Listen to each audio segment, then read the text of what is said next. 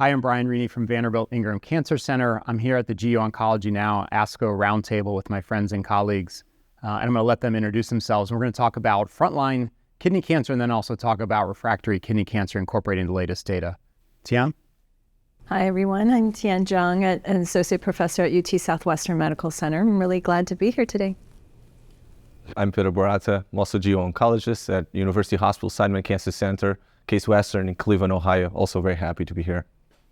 And I'm Michael Atkins, a medical oncologist and deputy director of the Georgetown Lombardi Comprehensive Cancer Center in Washington, D.C., and I'm delighted to be here. Thank you all for coming. I've been very involved with 426, and so I will say, and people like yourself and Dave McDermott and others have been saying this for, about 2 decades, and I think it's finally starting to sink in for me, as that I totally agree with you that upfront potent immune therapy is the way we cure patients. I think the durability of IO-TKI response is disappointing, although, again, there is a tail. I think there is a tail, but I agree with you. It's probably not as high comparing across trials as a dual immune therapy. So will it change my practice? Yeah, I think so. I think I'll probably consider Ipi-Nivo more. Now, I just had a patient pass from myocarditis, so that's what worries me. That's what keeps me up at night, right, is that I know there will be potentially life-altering, life-threatening toxicity, and I don't know how to predict that. Whereas I know IO-TKI is safer. And you could say, well, metastatic cancer is bad, and when it progresses, that's not a good thing, and I totally agree. But that's the one balance I have, of giving everybody. And Brian, if I may add, I don't think necessarily what you said is in disagreement, perhaps, because where we're really talking is what's the fraction of patients or proportion of patients will get more Ipi-Nivo than IO-TKI. And so really what we're discussing is, can we figure out who are the patients who will benefit from it? And we can see the data in many different ways. The way I see it, there's always it's a lower chance of you controlling disease with Ipi-Nivo, right? Just based on the number of primary progressors than with an IO-TKI, for example.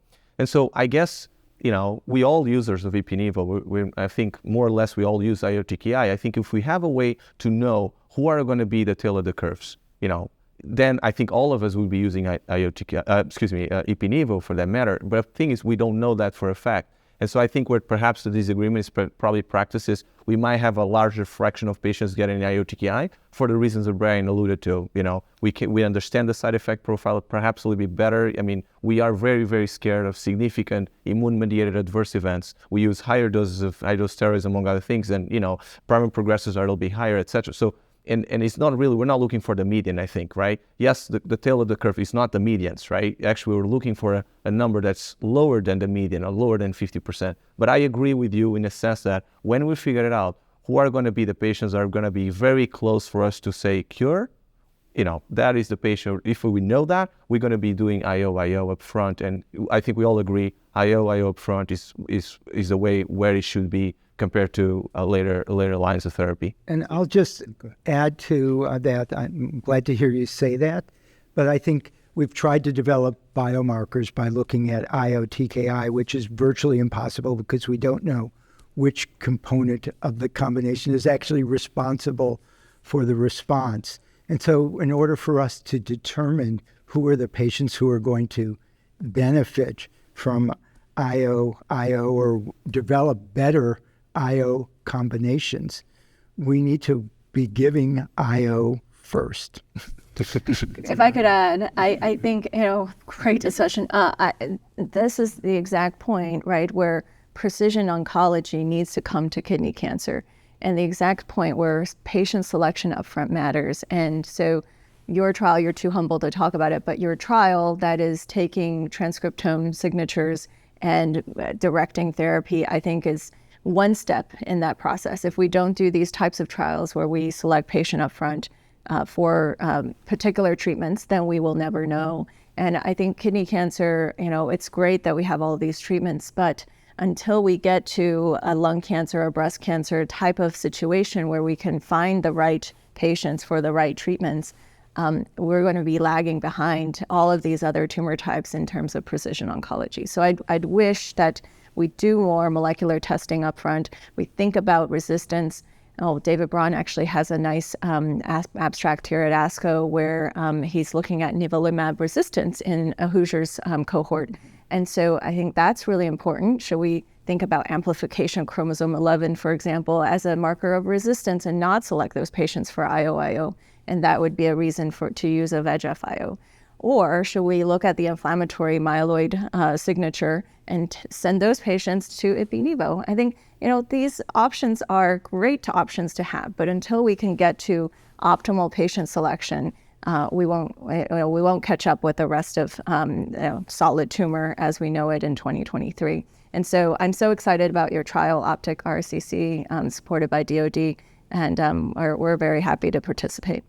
Yeah. I think you can talk about. No, I was just going to say we all want biomarkers, right? And in kidney cancer, we've talked about it, and it's kind of just time to do it, And I think I'd be interested in your take on this, Mike. I mean, my opinion about why it's been so hard is that our treatment's been more stromally directed, right? We don't have an EGFR mutation, a HER2 mutation, which are tumor cell directed, and so we haven't been able to sort of cross that threshold of a clinically useful biomarker. PD-1's unreliable, might enrich for a response to Ipi/Nivo, but we're not really using it in practice. And so we're going to keep having the same argument unless we find biomarkers, right? Because I have my biases, you have yours. We're going to talk about IMDC, which, as Danny Hang himself will tell you, was meant to be prognostic, not predictive, but we use it as predictive, which is silly, right? So so I was going to make the point about IMDC that is prognostic, and I think there's data to show that it's prognostic even in pure immune therapy,